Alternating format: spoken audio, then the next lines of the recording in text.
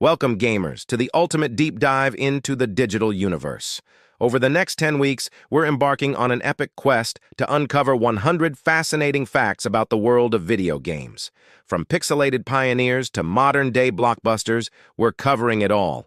So grab your controller, get comfortable, and let's kick off Episode 1, The Origins of Gaming. Let's start with a real game changer.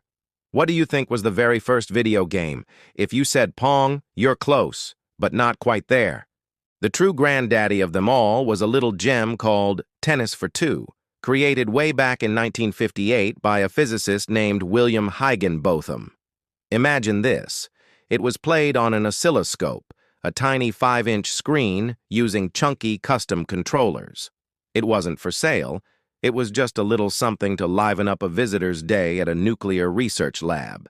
It was a simple, two-player tennis game, a bouncing dot and a horizontal line for the court. This was the spark, the first blinking light in a revolution that would one day take over the world. Now let's talk about the game that truly brought video games into our living rooms and local arcades. Pong. Released by Atari in 1972, Pong wasn't the first, but it was the first to become a household name. Its boop, boop, bleep sound became iconic. The story goes that the first Pong machine was installed in a local bar, and within days, it was so full of quarters that it stopped working. The simplicity was its genius. 2 paddles, 1 ball. Anyone could pick it up and play instantly. Pong didn't just launch a game, it launched an entire industry and showed the world that video games could be a massive commercial success. It was the big bang of the arcade era. Next up, let's talk about a titan of the industry, Nintendo. But did you know their story starts long before any digital plumber or princess? Nintendo was founded way back in 1889. Can you believe it? They started out as a playing card company in Kyoto, Japan, creating beautiful handmade Hanafuda cards. For nearly a century, they experimented with all sorts of businesses, from taxi services to instant rice, and even love hotels. It wasn't until the 1970s that they dipped their toes into the electronic toy market, which eventually led them to the video game revolution. So, the next time you power on your Switch, remember that its roots go back to a humble 19th century card maker. Fast forward to the era of discs and 3D graphics. When we talk about console dominance, one king reigns supreme. The PlayStation 2 is, to this day, the best-selling video game console of all time. With over 155 million units sold worldwide, its success was staggering. It wasn't just a gaming machine, it was a Trojan horse for the living room.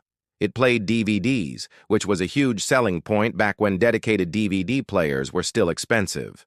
This dual functionality made it an essential piece of home entertainment. Its massive library of legendary games, from Grand Theft Auto to Final Fantasy, sealed the deal, creating a legacy that no other console has managed to surpass.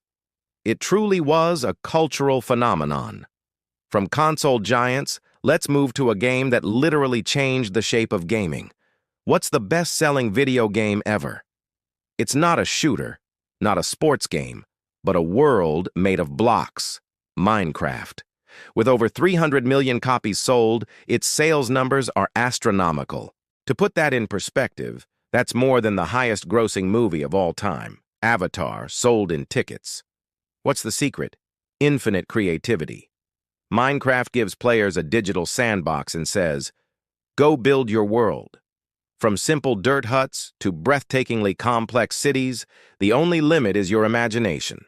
It's a game that transcends age, language, and culture, proving that sometimes the most powerful games are the ones where you create your own adventure. Let's rewind to the golden age of arcades and talk about a logo that's as iconic as the games themselves, the Atari logo. That sleek 3-pronged symbol is officially called the Fuji because it vaguely resembles Mount Fuji in Japan. Designed in 1972 by George Opperman, the logo was meant to represent a few things. The 2 outer lines represent the 2 players, and the center line is the net from their biggest hit, Pong. It's a masterpiece of simple, timeless design. While other companies have rebranded countless times, Atari's Fuji has remained a symbol of gaming's origins, a retro badge of honor that immediately transports you back to the wood-paneled, joystick-waggling glory days. Speaking of iconic characters, let's talk about a certain plumber. Before he was Super Mario, saving princesses and stomping Goombas, he had a different name and a different job. In the 1981 arcade classic Donkey Kong, our hero was originally called Jumpman, and he was a carpenter, not a plumber. His mission was to rescue his girlfriend, Pauline, from the clutches of a giant ape. The name Mario came later, reportedly named after Mario Segale, the landlord of Nintendo of America's warehouse. From a simple Jumpman to a global superstar, Mario's journey is one of the most incredible stories in entertainment history. Now let's switch from Nintendo's hero to Sega's speedy mascot. Sonic the Hedgehog is known for two things: his speed and his cool attitude. And a big part of that coolness comes from his signature red and white shoes. Ever wonder where that design came from? The inspiration was none other than the king of pop himself, Michael Jackson. The shoe's design, with the white strap over the red, was directly inspired by the boots Jackson wore on the cover of his 1987 album, Bad. The color scheme was also chosen to echo Santa Claus, creating a striking and instantly recognizable look.